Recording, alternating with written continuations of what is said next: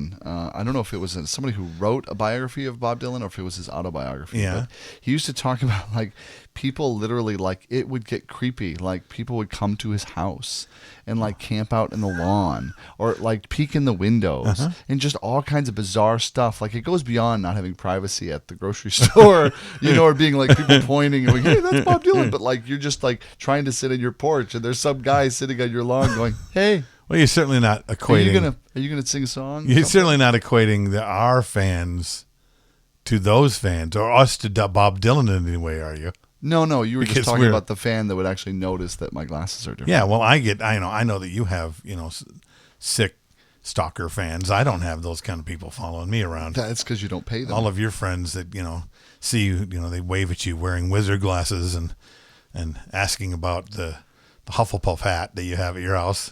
What are you insinuating that by somehow I have fans off of Harry Potter? People run up to you with a puppet on their hand. Hey, Jason, nice to see you. Nobody knows about my puppets. Everybody knows about your puppet. You talk about your puppet me on this show all the time. No, well, actually, if you kept up on anything, you'd know that my puppet me was losing its hair. No, it was one of my Mobile Music Thursday shows.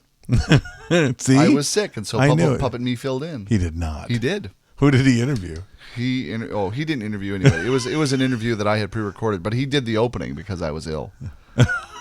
Oh my gosh. That's a good idea. He doesn't even know what to say. I can't believe you didn't call me and tell me you were going to do this. I mean, you've been so excited about using Puppet You. Well, see, I assumed that you would be excited, or that you would actually be watching the shows that I'd be doing other than what we do together. I do. I missed one. I missed one. Lie. I don't. I would never such a liar. lie about a thing like that. Yes, you are such a liar. You're even a bad liar at that. And it's because of this creative genius that we were asked to design the experience at the next Mobile Beat. I know. Can you believe that? Mobile Beat Las Vegas in February of this year. We were approached by the producer, Mike Barnacorso, to take on the design of the show and the hosting. Yeah. So we're actually gonna host it. We have to come up with stuff to say. We need to make it an interesting thing. Come up with stuff to say. We got to come up with a design. I know we do. See, now is the actually like, we got to do what we talk about. Yeah. I wasn't expecting this. That's like saying there's a test. I think maybe that he was drunk when he called us. Well, wait till he sees this show. Everything will be like null and void. I changed my mind. What was he gonna do? What's going on? Yeah, he'll call Kim Kardashian instead. It's like she could do something more entertaining. Oh well, that's a given. First of all, I've seen that show and it's something. Well, and nobody creates an experience like Kim Kardashian. Yeah, right. Haven't you seen that video that music video she started? That awful music video that she started. Which one? There's so many really wonderful things by her brain. We should start the show. And then start the show. Play the show. Yes. Welcome to the Bill and Jason Show. I'm Bill Herman. That's my lovely host and friend and co-host. That's Jason Jones. Yep. And here we are for another week of DJ silliness here, and we're talking about Kim Kardashian, and that actually she did great in the video. You're talking about Kim Kardashian. Oh, I'm sorry. I'm boring Bill with Kim Kardashian, and it's whatever video it is where she goes, honey. I can't remember. I've been trying to unhear it. Sitting on a motorcycle or something like and that. And they've got like a blue screen, like Mad Max Wasteland. They even made a parody of it on Saturday Night Live. Oh yeah, well was that or was it Saturday? I don't know if that was Saturday Night Live. There is a YouTube video with Seth Rogen, which is like really fun to watch. I would recommend skipping. Fun. It was really creepy to watch. Well, you should see the one with Kim Kardashian. Okay, I'll go look it up. Yeah, just be warned. You will not unhear the song, nor will you unsee what you unsee. Okay.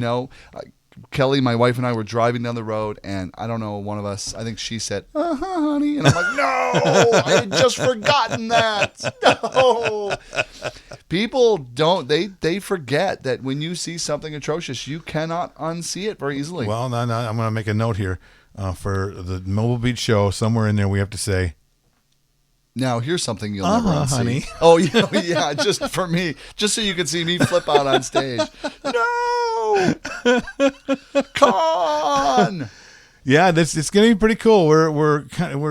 We've been given permission to kind of reinvent or reimagine. That's a better word. Imagine the Mobile Beat Las Vegas show that you and I. That was our first. It was my first conference, DJ conference experience was at Mobile Beat, and that was years ago. I think 97 maybe or 98.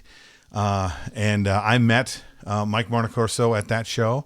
And I got a chance to just see that I was not living in a world where there were no other DJs. I mean, you take on a thing like DJing, and then you work on what you do by yourself. You don't really have a community of guys that you know that do it, except for maybe if you work for a company. But even that, right? It's just an employee, And you don't even see what others do. You go on and do what you do. Right, or that you have other people that want to talk about what you do outside of that small little community of guys in your little town. And oftentimes, if you have your own company, you don't talk to those guys because you're worried that you're going to hurt somebody's feelings, or or they think they're going to steal stuff. Secrets. Right, exactly. There's so many secrets in this business. business. I get to Las Vegas because I think that I can write this trip off, and I'm there with my wife, and I'm just astounded by how many people there are actually thinking the same way I do. Well, yeah, your plan was to stop in and buy your pass and leave. Right, exactly. Right? You weren't even planning on attending, were you? No. I was gonna I was gonna do what my dad always did. At many of the hospital conferences that he would take us to. Here's a way for him to write off a trip to take us someplace, and we'd see like Washington D.C. And he would stay for like maybe the first seminar. He'd sign in and get his pass, and then our trip could be written off and take care of taking care of us. So I was going to do the same thing for my wife, and my wife didn't even see me for the entire show. It was really, really, really something. Changed the way I did what I did, changed the way I looked at my business and how I did what I do for a living, changed everything for me. And since then, I've never missed a Mobile Beat conference. Yeah. Oh, right. Yeah, you've been there like every single year. Every single year. I haven't missed one since that day. You're that guy. I am that guy. It's like, that guy's here. I'm not the only guy that's never missed a conference. or they'd never be able to do it. You don't want to be that guy? Come on. I show up and I think Mike's in the back of the room. Oh, there he is. There's that guy again. Well, see, now there's our first idea for Mike, okay? Right here is we're going to give out the That Guy Award.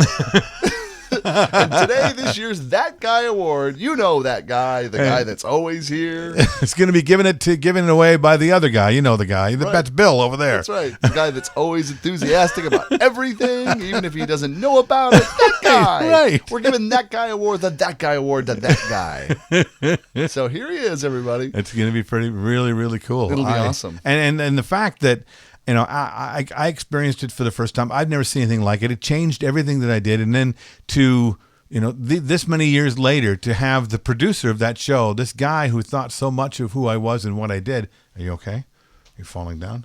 No, I'm just adjusting. Just keep talking. I didn't even notice. Did you fall out of frame or something? Don't let me distract you. Stand on your toes or something. Jeez, what's wrong with you? Let me distract you. Well, the idea that that I and you have been asked to be a part of this in such a huge way, so many years later, is not only an amazing compliment, but difficult to even wrap my brain around. It's kind of mind-boggling, isn't it? Yeah. It's like, they say do something that scares you. Yeah, this really does scare me. Yeah, so this is going to be fantastic. I'm excited. Jumping in the deep end. There's nothing more gratifying than drowning at the bottom of a deep pool. Especially if you do it with style and panache. And we're going to do it in Vegas, so I'm sure there'll be some kind of a book on whether or not we fall off the stage. Maybe we should start having take book bets. Start rehearsing on your the sort of falls things that can happen while people come and see us, and then there can be betting, there can be side pools going on about what you and I will do, what we might not do, how many ahs and ums will come out of your mouth. Side pools, good callback. I'm saying, thank you very much. My first experience was actually much later than yours. It was actually a MAP DJ at the Midwest Association of Professional Disc Jockeys. Yes. It was connected to my wedding because I hired Sarge Gallo to be my wedding DJ. Yeah. And Sarge's a great guy, full of enthusiasm, really, really fun. And he's like, "You're a DJ too?" And I'm like, "Well, yeah, I'm a DJ. That's why I'm like, taking care to pick out who I'm gonna." Did you do that? I did. Yeah, that was all part of my DJ move. Okay.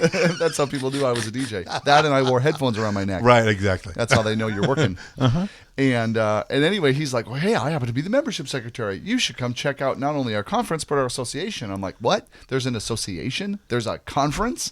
What? Like, that doesn't happen. This is like this kind of underground hobby thing, you know? And then my whole world changed around that. Like, because like, up to that point, my whole idea of mobile DJing this is what I can do for extra money. This is never a viable career choice. Oh gosh, no, never. I got into it.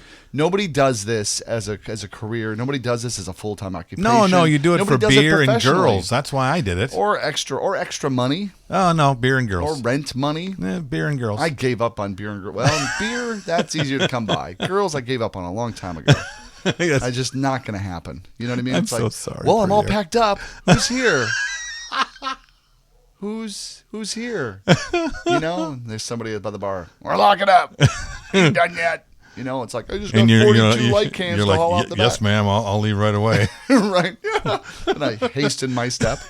You hastened your step. Yeah. You are such a good wordsmith. Anyway.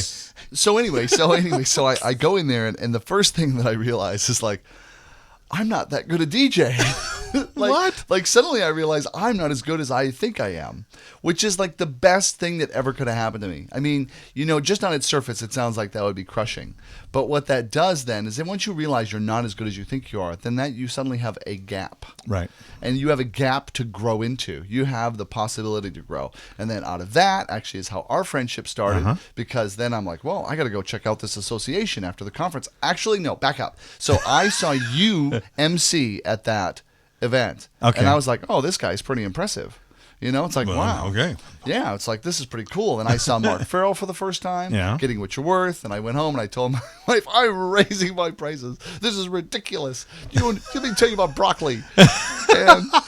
And so I'm like, $100.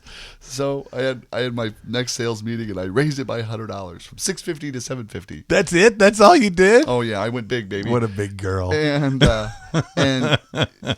the couple said, okay. I'm like, well, that was a little bit too easy for them. So I'm like, I know, I'm going to make it $850. Ooh, yeah. This is all like, the whole price game is a total head game. Right. It's totally a head game. And so I did it. You know, I'm like, $850. And they were like, oh, okay. And I'm like, oh, okay. $950. You know, and I just keep ticking up, you know, and everyone was like, they're booking at $100. So far, on this progression, I had made $300 more. Wow! Yes, congratulations! Yes. Well on my way to the path of getting what I'm worth. And then it was when I said I'm going to make a leap. I'm going to go big. I'm going to go huge. $1,600. Yeah, baby, come on. And mind you, this is for like unlimited everything. This isn't like just for 4 hours. I'm going to show up and I'm going to clean the floors before I begin. That's right. I'll hang your decorations. Guaranteed to wear clean underwear. Right, exactly. All that kind of stuff. Can I serve your food? And I did that once. No, I didn't. But it'd be kind of funny. Like the food serving DJs. I'll serve the head table. It's part of what I do while I spin music on a platter. Anyway, so I went to $1,600, and I'll never, ever, ever forget that sales meeting, because that was the moment where I was like, you know, I can just keep pushing this. I can just keep pushing my comfort zone, my ability to communicate the value of what I do. I could just keep pushing this. Right. Because even that situation, I remember saying, they're like, well, how much is it? I said, it's $1,600. Did they actually hear you do that? This is what was going on in my head. You know, I'm like holding my breath, right? Clenching your butt cheeks. They kind of talked amongst themselves, and they said, okay, that sounds great. And it's all I can do not to go, really? Really? Like, you really want to pay that? Really? You know I'm a DJ, right? Really? Every time you tell me this kind of stuff, it makes me want to reach over and just shake your lapels. I know how good you are. I know how good you were back then as well. And you were worth well past $1,600 at that point. And you are now. Yeah, well, it's gone up considerably since then. Lots higher. And it gets really funny now at really high rates. It's kind of like, you know, when somebody asks, like, well, do you think you'd do something for $2,000?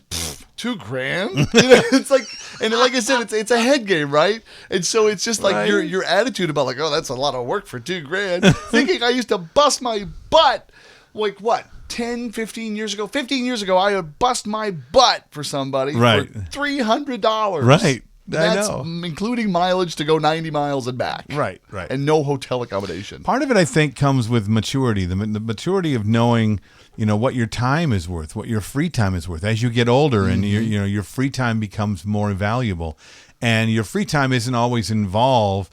Partying. DJing a party was more about fun and partying, and not that we don't have fun doing what we do. I love my job. I'm one of the luckiest human beings on the planet to be able to do what I do for a living.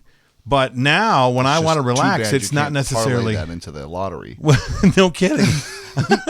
I can't. When I take time to relax now, I don't go home and turn on my rig.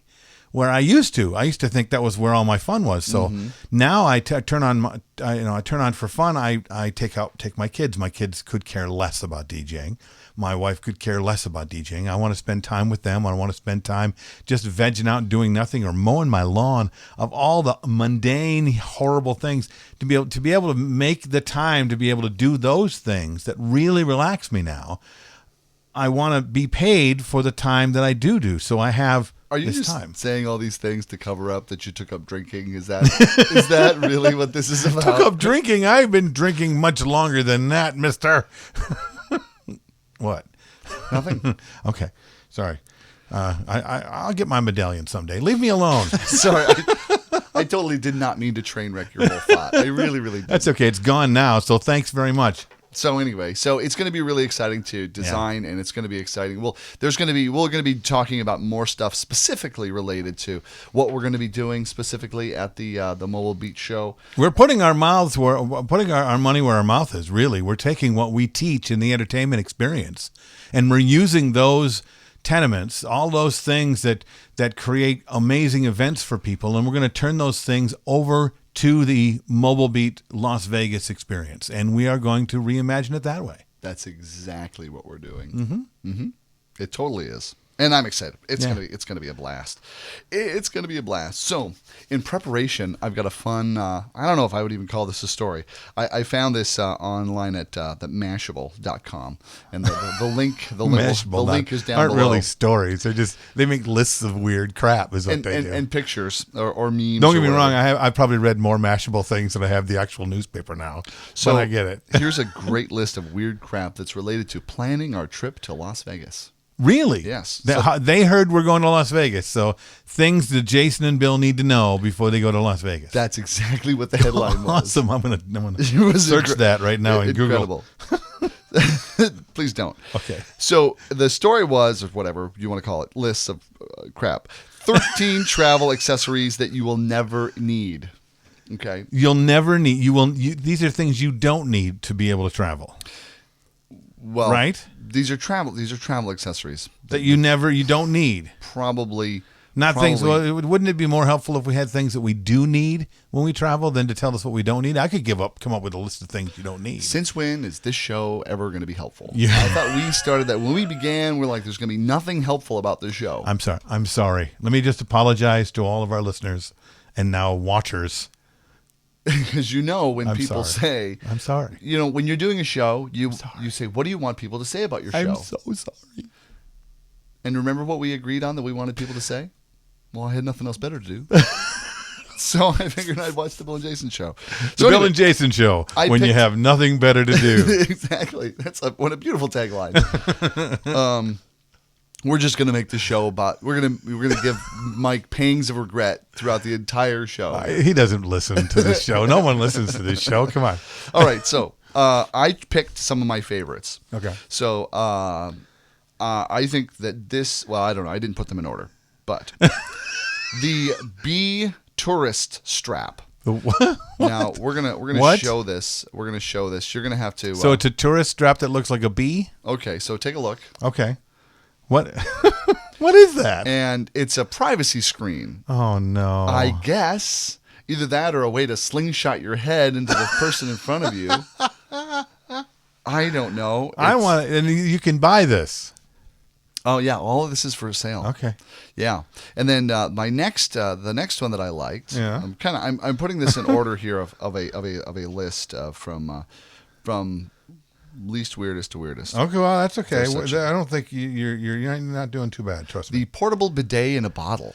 Oh, There's not a photograph of that, is there? Oh. Yes, it's right there. That's And wrong. but it doesn't come with an operator, You- so I don't want it. So wait. So you want it if somebody's gonna operate it for you? No, I just thought that'd Yeah, be funny to whatever. say. No, that's okay. No, I know what to get you for Christmas. And then you're gonna love this, the ostrich pillow, which I think I'm gonna get you as a gift. No. Yes. Just take a look at that. It's like it covers your entire head. It's like sticking your head in the sand. Whenever you hate that pesky sand in your ears, just put on the ostrich pillow. You hear nothing. That's what you want to experience in the terminal. You know, when you wake up, take it off, and you look around, and everyone's Your like flight gone. left yesterday. It's like that zombie movie. Oh no, It's like, no. where is everybody? The fear of being alone. No, All right. I don't want that. Sorry. Thank you for Okay, asking. so perhaps what you would like would be some of these. Yeah, what's- slot flop sandals? What's that? Why, you can put your credit cards in your flip flops. What? Yeah, because nobody ever loses their flip flop walking down the tarmac. No. Why would I you want to put my license in there. First of all, flip-flops are horrible. The most horrible shoe ever invented. They hurt. They don't help. And they sound stupid. They sound stupid Yeah. because you, especially so when many you're people like with me. no rhythm wear flip flops. And I read the other day the flip-flops, those things? Flip-flops are like really, what are you doing? I was trying to get What are you my doing? water, but I had the dog chain effect. Could you hand me that one? No, I cannot. I'm in the middle of a story and you're trying to knock yourself down. You needed some water. No, I don't even know what I was going to say now. You think about it. Okay. I'll get my water. The flip-flops are not good for your feet, I heard. Why are they That's not all. good- why are I they don't not know. good My for your wife feet? told me they were bad to your feet. They're like the not people who even do people who do stuff with shoes say that the flip-flops are bad for your feet. Well, they're smart people. They damage your feet. They damage your instep. They damage everything about your foot, including the little spot between your toes that gets strangled by that little thong thing that goes in there. I hate them. Or flossed, depending on your point of view. Okay, whatever. So let's go Fine. down. If you're a big flip-flop fan, I think we're going to have to agree to disagree, mister. So that's definitely something that you never need. Nope, don't want that. Thank you very much. Okay, this one cracks me up the most. Okay. Okay. So you can see it here. This is the washable plain seat cover. Now, First of all, why is it in plaid? don't know. So it stands out So from no the one, others. no one knows. Everybody knows it's your seat. Right. Please don't sit here. Now, there's nothing that will make your companions in the seats next to you happier than waiting 15 minutes for you to put on this freaky cover. Well, Right? you know, but that makes, for the germaphobe in you, this is wonderful. Because I think about this when I go into a plane, how many germs are in the air and on the seats and all the things. They don't go around and scrub those things. Any person carrying a pandemic could have been sitting in that seat before me. Well, might I remind you that clothing makes a See, great I didn't have to leave the substitute. frame to get my water. Here we go. Clothing makes a great substitute for a seat cover. Just saying. That's all. I can get one of those for Jim Cerrone. Is he a germaphobe? Oh my Lord, no! I would no. Jim is not at all. Him and Howie Mandel. How do you think Jim? He should Howie own used it. to pull those rubber gloves over his head. How do you think he came up with that idea?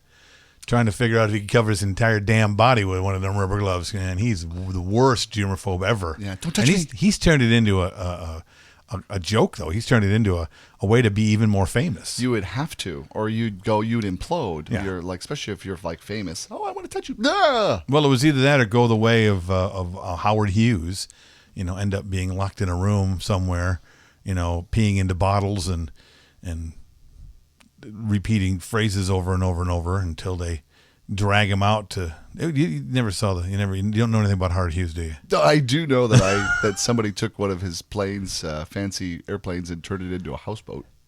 What? Just recently? Well, I don't know how recent. It was on like Radical Houseboats on the Travel Channel. Howard Hughes was he was terribly afraid of everything. Doesn't that He had serious mental why is issues, it like man. sometimes I feel like I'll never be Wave able of to the do future. something genius in Wave life of the because future. I don't have enough issues. Wave of the future. Wave of the future. Wave of the future. Wave of the future. Back to our list. There's more? Last one. Okay. And then I'm I'm in. going to share the one that I think actually is useful. I'm in. All Come on, right. bring it on, baby. The motorized scooter suitcase.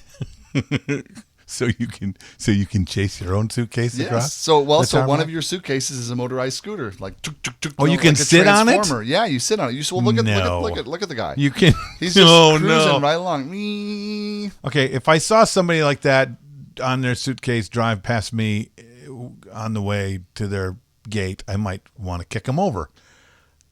Well, then it'd make it even more fun because you have to dodge people like you. Oh my gosh! How many of these? I'd like to find the company and find out how many of these sold. I want to see how much they are. Actually, I thought that looked fun. It's like, that would be great. Click, click, click, me. I mean, it's like a total Batman thing. I could see where you'd have a lot of nerdy fun kind of racing Batman people, thing. but be fun if you were doing a regular show, outside the gates of the airport where you're DJing a show, and you'd have like suitcase motorized races up and down to the bathroom and back. Maybe, depending if you were drinking or not. I think it could be dangerous. So this is the one thing of the list that I think is actually useful. Okay. It's the travel coffee cup holder. Now, as you can see in the picture, it clips onto the handle so that it holds your coffee upright so it doesn't spill while you're running down so you don't have to hold it in your hand. So what does it clip to? Your shirt? It clips to both sides of the handle of your suitcase. See? Oh. So it just kind of swings, keeping it upright, gravity holding it upright, and you cruise right along, and it holds your coffee so you don't spill. Well, you got that's after you buy your coffee, after you get past the TSA, because you can't. Well, sure. Well, right. Can't bring even a small bottle of water across the TSA. That's true. TSA fact number 1. That's a new series on the show. No, it's not. That's kind of cool. How much do they want for that? I have no idea. Mashable doesn't actually tell you how much the stuff costs. Does it tell you where you can buy it? I'm sure that it does not. Okay. But if you're truly interested, you can Google it. Travel coffee cup holder. See, that's the thing about our viewers of this show is they're totally into finding stuff on their own. They like to Google things. Something. You should try to Google us. We love being Googled. If you Google us, you might find us on Twitter, and you could follow us. You might find us on Facebook, and you could like us. You might even find our podcast on so many millions of aggregators that are out there, and you could subscribe. I said aggregator. That's like the 4th time I've said it on our entire podcast. That's really awesome. And I even pronounced it correctly. Well, and speaking of liking things, yes, you can like the Bill and Jason Show, but there is a brand new Facebook page for Mobile Beat Las Vegas. Oh, yeah. In fact, that's what it's called, Mobile Beat Las Vegas. Yeah, well, facebook.com/. Right. So Mobile click like on that. Yeah. Because they'll be releasing all kinds of new and exciting and interesting things. And as we learn more about it, as they tell us more about it. As we learn more about what we're supposed to be doing, we'll be telling you. And as we design more things and we get excited about more things, we'll tell you about it. And if you have questions about it, you can certainly call us. I'd tell you my number, but I don't remember it. We're planning on, you never call yourself. So we're planning on interviewing some of the speakers and just kind of, it's going to be really fun. Should be really cool. It'll be really, really fun. So why don't we take a break? You've been listening to the Bill and Jason Show.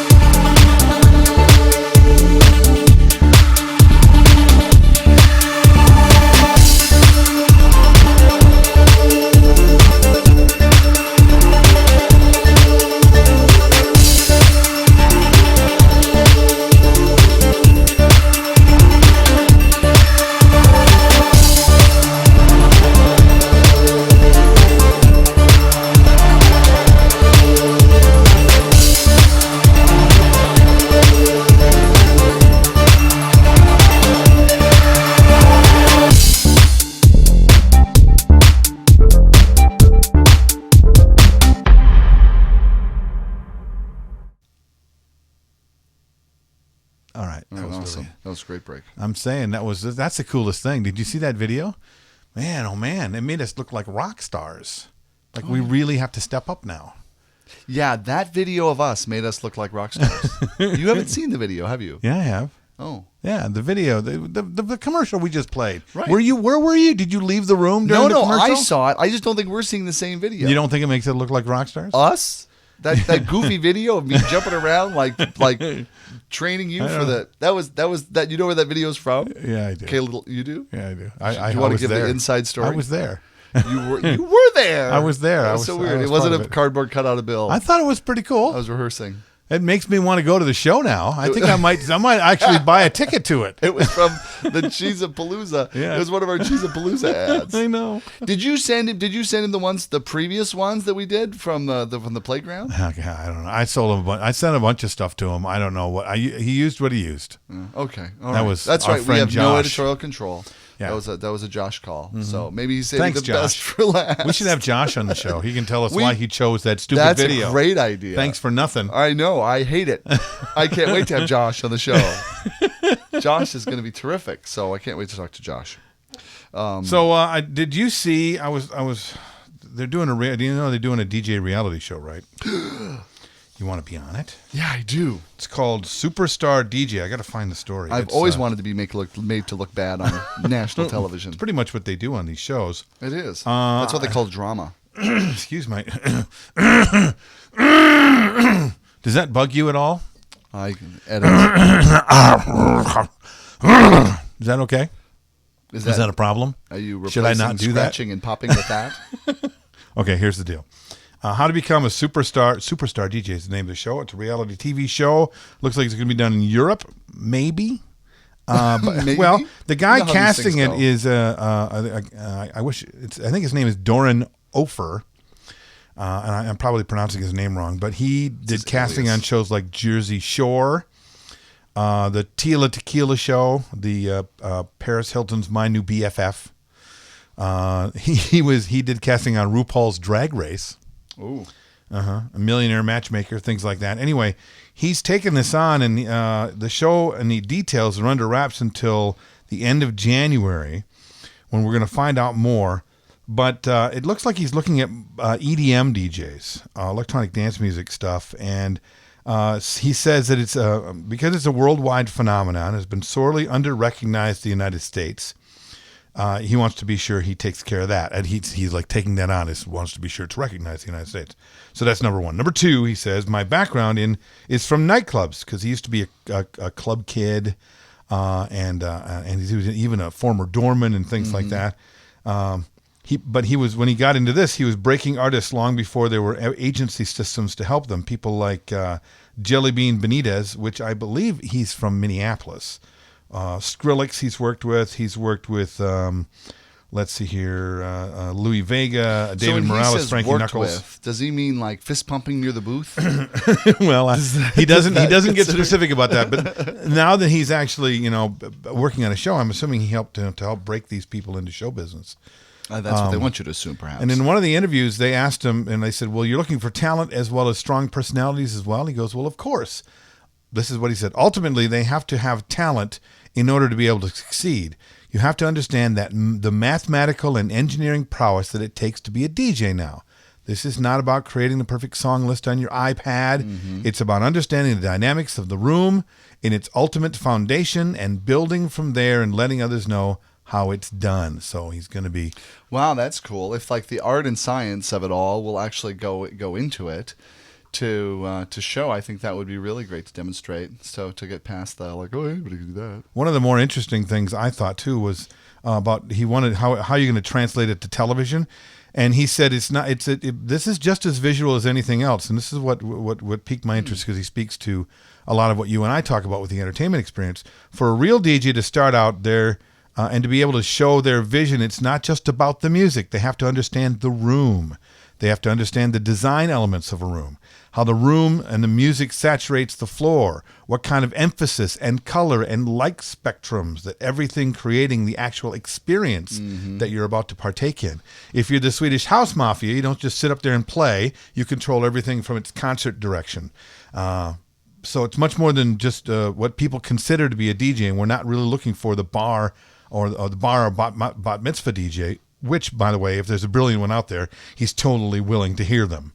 So, I mean, he kind of slammed the bar mitzvah world for a second there, but he also said, As if if you got like, some no, talent, we want to hear the floor of your bar mitzvah. They're kids. Just throw a bone and they'll go. Well, I tell you, the people that are doing really great bar mitzvahs, they know more about creating experiences and club experiences than many DJs doing weddings or even bars nowadays. Sure. So I think that he's probably going to find someone in that world that's going to be able to just blow everybody away. Well, if it's going to be a good show, he is. Yeah, so he's not everybody can expect the Vegas contract. Not everybody's going to play in Miami. Well, then I don't want to do it. I'm out. So expect to see details about this after January. It has my interest. Now that I know more information about it, it's like I'm not rolling my eyes. This article I found on Magenic, and this is the working title is called Superstar DJ. So awesome. Well, we'll put the link up down below, and we'll have to check that out. Oh my gosh, these shows go by too fast. Oh, we're done already? We're done. Oh. Yes. So this is the Bill and Jason Show. Thanks for tuning in this week. Next week we'll talk about more stuff. Would you look at would you come? Would you be here? Please. Yes. And upcoming guests. This Barney is how I build. That's how I build our audience. As I beg, please listen. Okay, now listen to me. Yeah. Barney Grossman, a club DJ, getting very famous over in the UK, Yeah. is going to be our guest. No kidding. Yes, we're going to try to redeem ourselves from the way that you pronounce Dead Mouse 5. It's actually Dead Mouse. I know it. You said it too. Don't even start with I me. did not. I just kind of cringed when you did it. And I thought, should I correct I think it him? should be Dead Mouth 5. I didn't know if I should correct him. So we're going to use I language have the way Dead we Mouth think it 4 should and be. Dead Mouth 3 and Dead Mouth 2. I might as well have Dead Mouth 5. All right, that's it for the Bill and Jason Show. We'll talk to you next week. Bye.